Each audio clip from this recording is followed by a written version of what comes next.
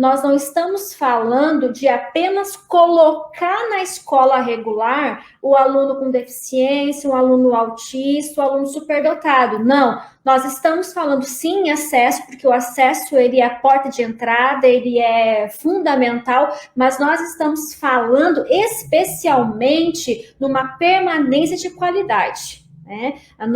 Esse monte de políticas vem para dizer assim, cada um desses perfis que, por sua vez, compõem a educação especial, demandam, possuem necessidades educacionais específicas, e as políticas se voltam para oferecer recursos físicos, possibilidades arquitetônicas, mas também recursos humanos, para que a permanência de qualidade, para que a educação, de fato, se viabilize, seja promovida para o público da educação especial, que nós queremos que esse público, essa é a nossa bandeira, que a escola, que a formação escolar desse público seja de fato emancipatória, no sentido que vá proporcionar o desenvolvimento integral das suas potencialidades, né?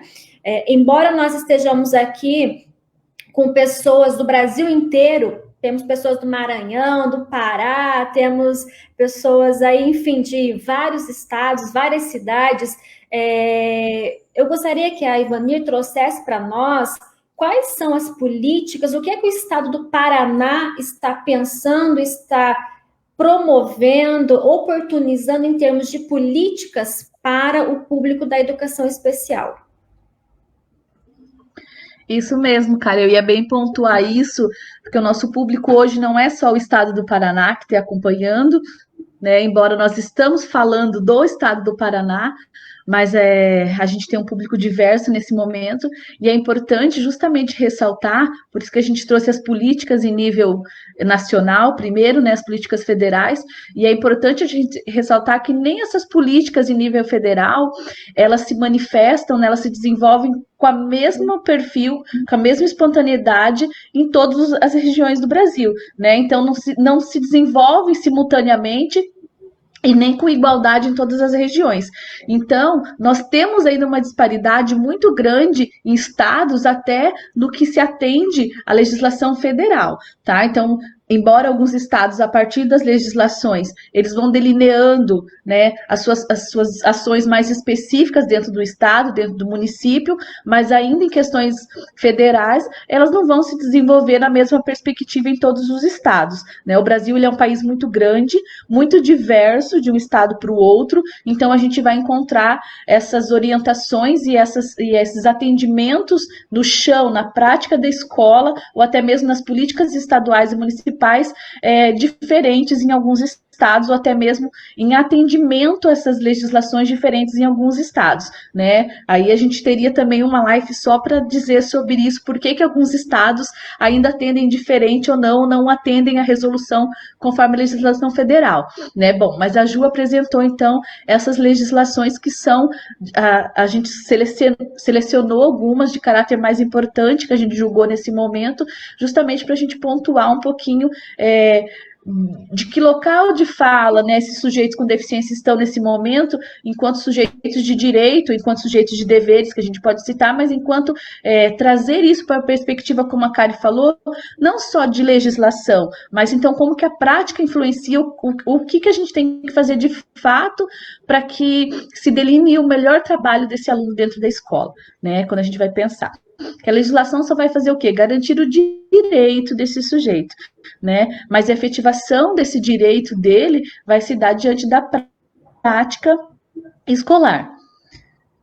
Para mim aqui tinha caído, não sei se caiu para vocês. Não. Vocês estão me ouvindo? Não? Sim, estamos. Então tá. Então vamos lá. Tá?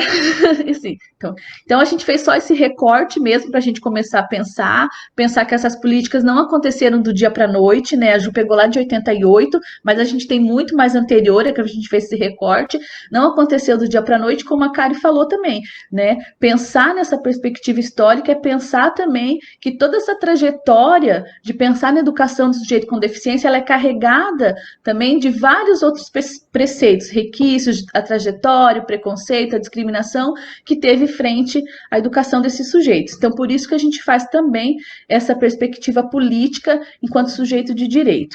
Né? Então, vamos pensar aqui no foco do Estado do Paraná, como a gente colocou, né? Que eu iria pontuar alguns encaminhamentos também do Estado do Paraná. Tá?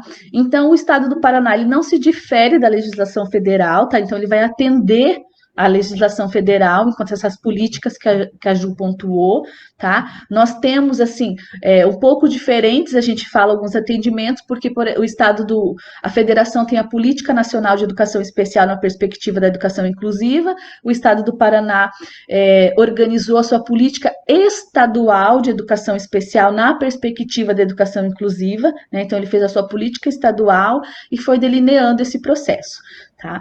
Nós temos o decreto 02 de 2016 do Conselho Estadual de Educação, que vai nortear, né, ele vai aduzir as normas para os encaminhamentos dos procedimentos da educação, das modalidades de educação especial, dentro do sistema regular público, né, a gente fala assim, então esse decreto vai organizar como que se dá esses atendimentos, tá? E aí, o que se difere, a gente fala no Estado do Paraná? Ele vai se justamente a partir desse decreto, ele vai delineando também o público de educação especial e a partir da política estadual de educação especial também vai delinear o público. Então, qual que é o nosso público no Estado do Paraná de alunos que abrangem a educação especial? Então, a gente fala que as deficiências, as 5 que nós já pontuamos, deficiência intelectual, física neuromotora, visual, auditiva e múltipla, né? Os transtornos globais do desenvolvimento, altas habilidades e superdotação, e o Estado do Paraná traz para dentro de sua legislação os transtornos funcionais específicos, né? Então, a gente traz como público da educação especial mais um abarcanhado, a gente fala de sujeitos para dentro do que é política de direito desses sujeitos, tá? Que daí se difere um pouquinho de outros estados e se difere um pouquinho da legislação federal, porque ele denomina, tá, como sujeito de direito esse público que a gente chama os transtornos funcionais específicos, que são a dislexia, a dislalia, a descalculia, tá? Os transtornos de aprendizagem, que a gente chama, então, alguns amparados dentro de sujeitos de direito quanto legislação. O decreto 02 também, então, ele vai delinear, então, o público, ele vai dizer o que é o atendimento educacional especializado, que como a Ju pontuou. Então, quando a gente pensa na educação especial como perspectiva de educação inclusiva, a gente vai dizer que para esses sujeitos, como a Ju pontuou, a resolução 04, a 09, nós ofertaremos para eles o atendimento educacional especializado, tá? Então, o decreto 02 vai delinear como que ocorre esse atendimento educacional especializado dentro do Estado, vai dizer sobre a inclusão dentro dos aspectos das instituições escolares regulares, vai dizer das salas de recurso multifuncional, que eu vou apontar um pouquinho mais ali para frente, vai dizer também o decreto, a regulamentação, ou como que se dá os encaminhamentos dentro das instituições especializadas de educação especial, né? E aí o Estado do Paraná também se diferencia da maioria dos estados brasileiros, porque na verdade ele é o único estado ainda brasileiro que mantém as instituições especializadas, né? Então, os demais estados, para quem está ouvindo, a gente sabe que nenhum outro estado mantém essas instituições, o Estado do Paraná ainda é o único que mantém, então também é o que se difere do restante do país e está englobado dentro do decreto 02. Ele vai falar sobre os centros de atendimento também, que nós temos alguns nos estados do Paraná.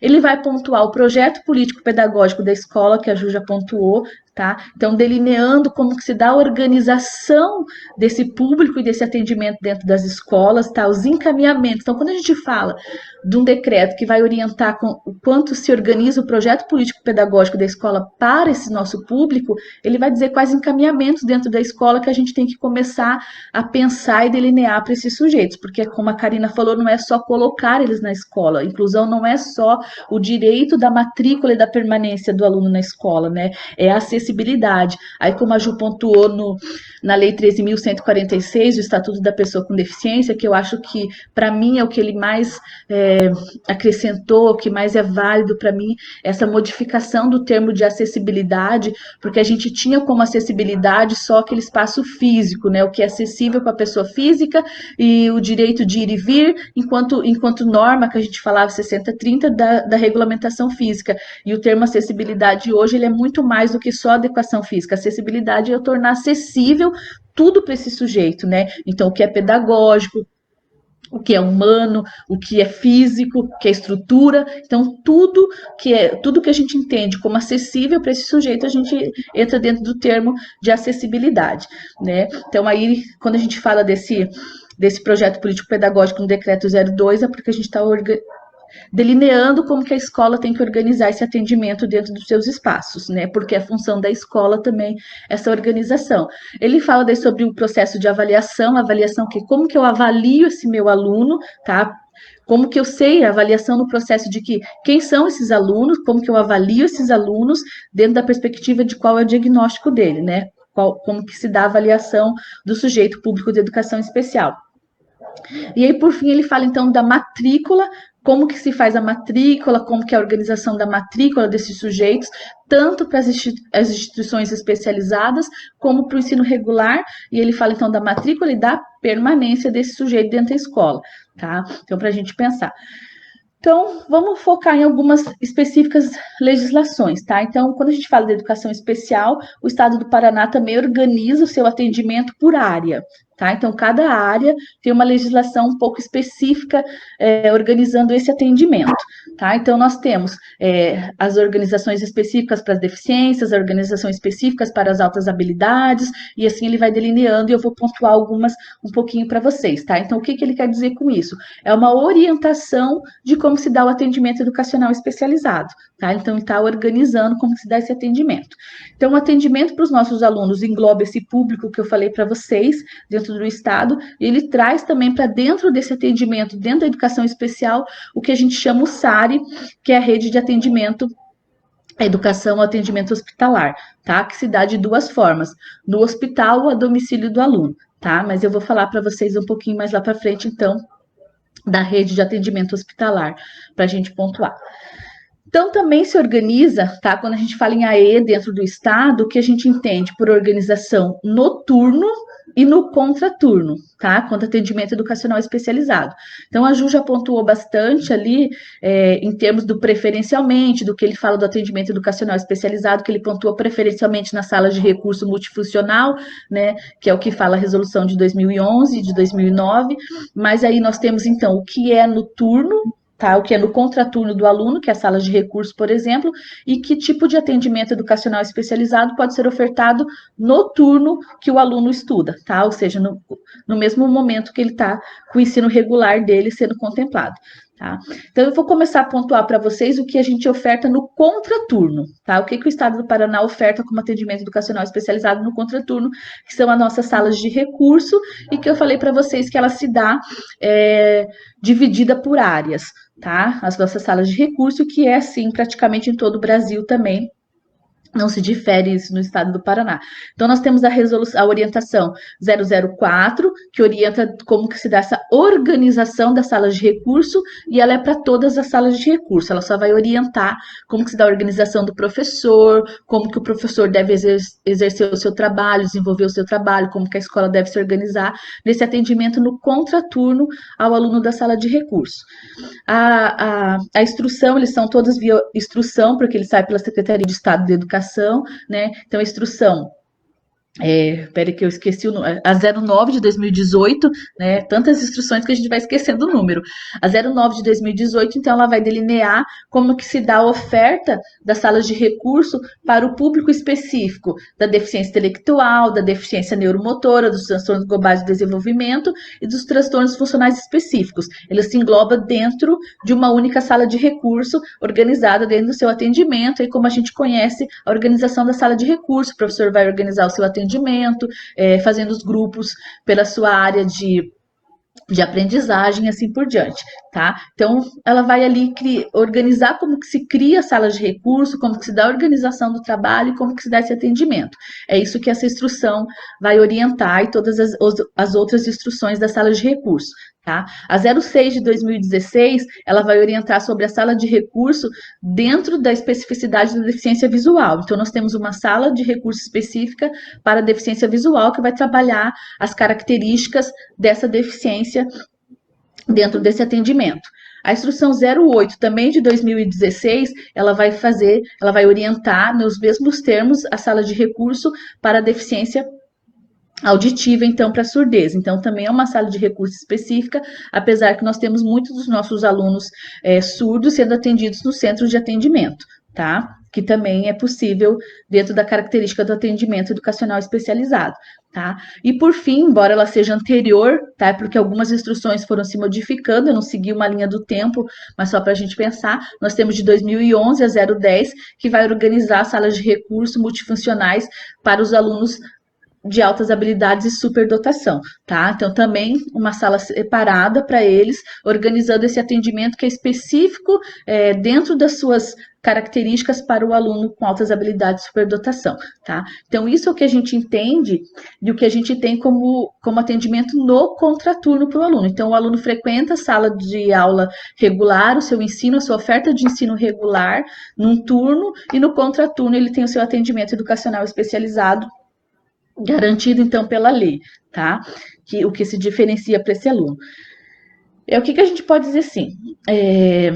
Não é todo aluno que tem alguma dessa deficiência, a gente fala algum desses alunos nosso público, que necessitam do atendimento, tá? Aí a gente entra ali no termo da avaliação, como que se caracteriza qual aluno que vai para o atendimento ou qual aluno não vai para o atendimento, tá? Dentro do que a gente entende dentro dessa especificidade. Mas daqui a pouquinho eu falo rapidamente isso para vocês também.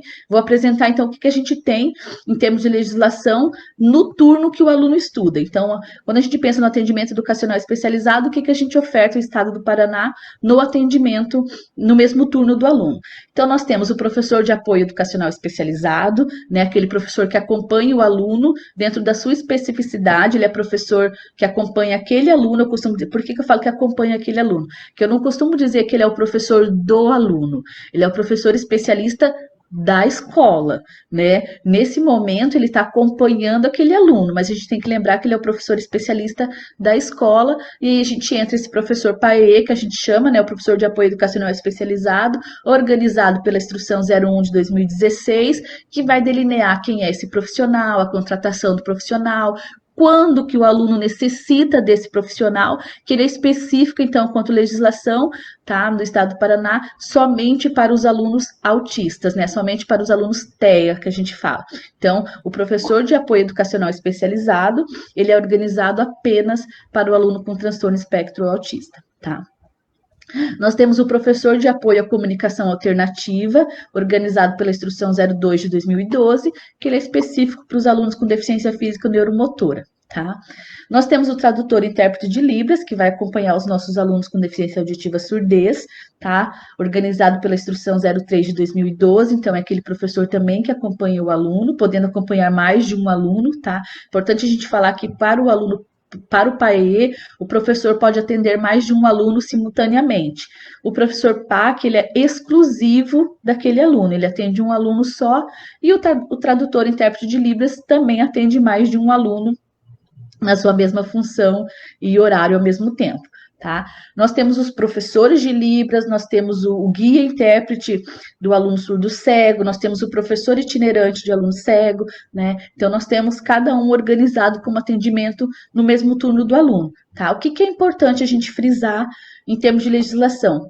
Todos esses profissionais, tanto do atendimento noturno ou no atendimento contraturno, eles devem obrigatoriamente serem os professores especialistas, né? Então, eles são professores que atendem essa especificidade dentro daquilo que o aluno precisa, né? Então, só pode a contratação a partir daí. E aí, como eu falei para vocês que eu ia falar rapidamente também do nosso atendimento, então, a rede de proteção, né? A rede de atendimento hospitalar, tá? Que é o SARI, que não é dentro nem da legislação federal um público da educação especial, ele não é, ele entende dentro do Paraná, por a gente compreender o que a gente entende dentro de algumas legislações, que diz lá terminalidade, né, necessidades educacionais específicas. Então, eu tenho aquele aluno naquele momento que tem uma necessidade educacional específica, então ele demanda de um atendimento educacional especializado, podemos dizer assim, delinear, então ele está dentro dessa organização da educação especial nesse momento, por se pensar nessa característica de atendimento específico desse aluno, dessa demanda nesse momento, tá? Não é que o aluno tenha alguma deficiência, não é que o aluno é público em si da educação especial, ele pode ter sofrido um acidente, ele pode ter quebrado a perna, tá? Ele está com uma necessidade específica e ele está nesse atendimento nesse momento, tá? Por conta disso.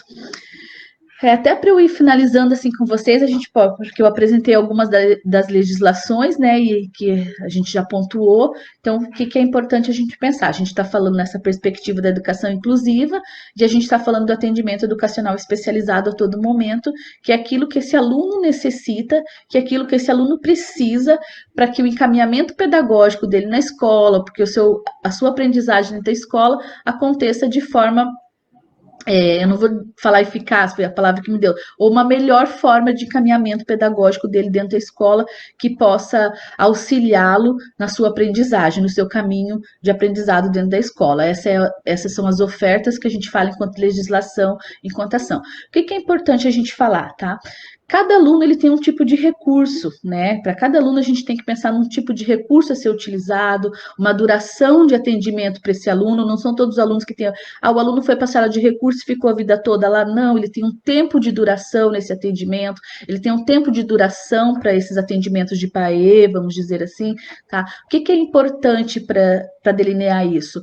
É justamente o que a Ju colocou, o plano de atendimento a esse aluno, né? Que a gente tem de diversos nomes sendo chamados pelo país, plano de atendimento individualizado, plano de educação individualizado, né? Plano de ação específico para o aluno, a gente vai delineando, mas esse aluno necessita, então, desse plano de ação organizado colaborativamente na escola, tá? Que vai pensar esses aspectos de aprendizagem desse aluno nesse momento, desenvolver a sua aprendizagem escolar, então, dentro desse contexto. Tá? O que é importante a gente falar?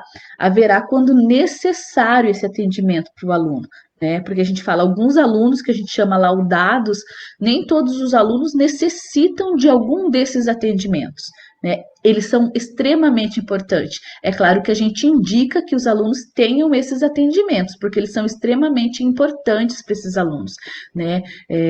Mas não é todo o aluno que necessariamente terá esse acesso, necessita desse acesso, mas quem vai dizer é esse corpo que vai avaliar coletivamente esse aluno, apontando se ele necessita ou não desse atendimento. Mas claro que a gente fala 99% dos alunos, eles necessitam esses atendimentos educacionais especializados, por isso que eles estão sendo ofertados até então, tá? A gente entra dentro das condições específicas de cada aluno e da sua necessidade, né? Quem tem direito a esse atendimento? A gente fala dentro do estado do Paraná, os alunos com diagnóstico, né? Então, quem tem esse direito? Os alunos que de fato são público desse atendimento. Como que eu sei que o aluno é público desse atendimento?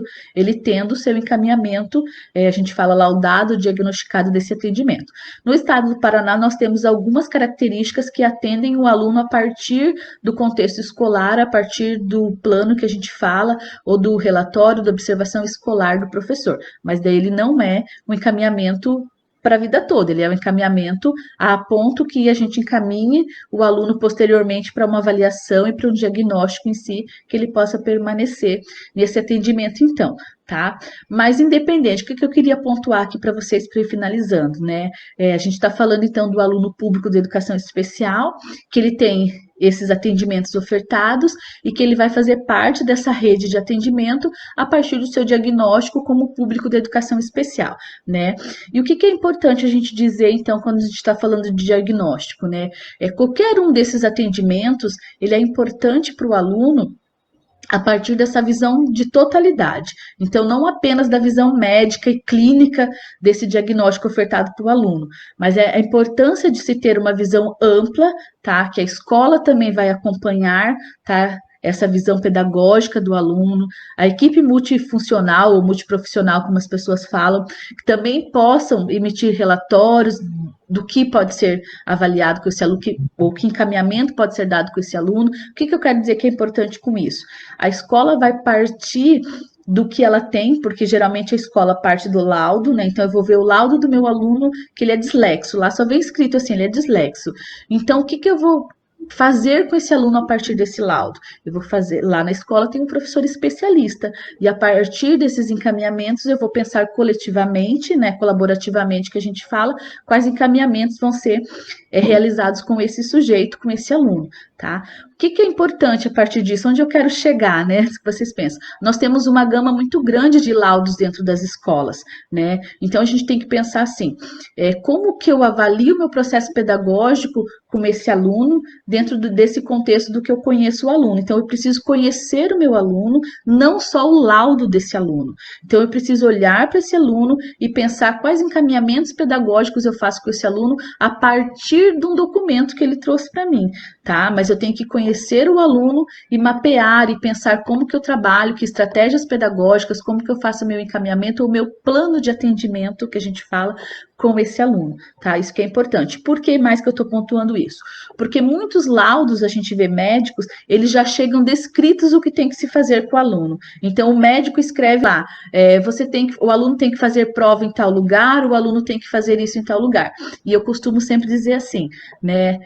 O médico ele dá o encaminhamento clínico, o encaminhamento pedagógico, a escola organiza junto da aprendizagem que ela tem ao aluno. Então, eu observo como que o meu aluno reage, né? Como que o meu aluno convive, não é nem reage, porque ele não só reage dentro da escola, né? Como que nós trabalhamos essa mão dupla de aprendizagem e eu vou trabalhando esses conceitos com ele. Aí a importância da gente ter as equipes multiprofissionais trabalhando colaborativamente para a gente pensar em conjunto como que se faz o trabalho com esses alunos, tá? E aí o que é mais importante, ainda só para finalizar mesmo? Nenhum trabalho com nenhum aluno dentro da escola, nem com deficiência, nem sem deficiência, ele se faz sozinho, né? Então, como aqui a gente está pontuando especificamente os alunos com deficiência, a importância, né? O atendimento educacional especializado, ele já fala que esse atendimento não substitui a escolarização, tá? É um ponto que ele diz. Então, o atendimento educacional especializado não substitui a escolarização. Ele é um atendimento complementar, suplementar. Então, aí eu quero finalizar pensando assim, então, nenhum atendimento dentro da escola ele se dá sozinho. A gente precisa, mais que tudo, dessa rede de organização que a gente fala, que pense como que eu trabalho com esse aluno, como que o aluno se encaminha junto comigo na escola, porque é em conjunto, e a gente precisa da família, tá? O que a gente vê atualmente muito é uma luta da família com a escola, e aí nenhum processo de aprendizagem acontece se eu já tenho ali uma briga entre a família e a escola. Então eu preciso criar estratégias enquanto escola, enquanto família, dessa proximidade, tá? Para que isso aconteça. Então eu finalizo a gente pensando assim, nenhuma dessas legislações elas surtirão resultado dentro da escola se eu não tiver um trabalho em conjunto, tá? Embora, como a Ju pontuou, algumas eu tenho que fazer valer via outros instrumentos, tá? Então, se a gente tem, muitas vezes, o Estado, quando a gente fala Estado enquanto federação, enquanto Estado criador de leis, não importa de onde vem a lei, se é federal, estadual, municipal, se nós temos o Estado como criador de leis, que ele não consegue cumprir as leis que ele se propôs, e os pais ou a comunidade precisa buscar outros órgãos que façam garantir que essa lei seja cumprida, né, como o Ministério Público, por exemplo, que a Ju citou, que se faça valer a lei. Mas eu preciso fazer com que esse duelo de direitos não perpetue dentro da escola. Tanto como professor, eu falo isso, como posição de professor ou como posição de mãe, tá? Então, a gente tem que pensar colaborativamente como que esse trabalho, de fato, vai fazer com que surta efeito positivo, tá? Os nossos encaminhamentos dentro da escola. Então, é isso que eu deixo como complementação mesmo dessa minha fala, Kari. Excelente. Tanto a professora Juliana quanto a professora Ivanir trouxeram muitas informações, fizeram um panorama muito rico em termos de políticas educacionais, tanto no âmbito federal quanto estadual. E a Marta perguntou se nós vamos compartilhar as legislações. Sim, Marta, inclusive outros textos, artigos, teses também, em breve nós faremos isso. Para tanto, quem tiver interesse de receber esse material, eu vou postar aqui no nosso bate-papo um link que é com um formulário para que vocês possam tanto avaliar a live quanto deixar os seus e-mails para que a gente possa disponibilizar via e-mail e também vou compartilhar na minha página no Facebook para quem tiver esse interesse, ok? Bom, temos várias perguntas super interessantes, vou lançar para as minhas amigas para respondermos juntas. Vou começar pela pergunta da Márcia. A Márcia Ju pergunta assim para nós: e quando a escola tem um aluno com necessidade especial, mas não tem sala de recurso, o que fazer? Nós temos, a Ivani vai conseguir responder um pouco melhor, que ela está no departamento agora, né?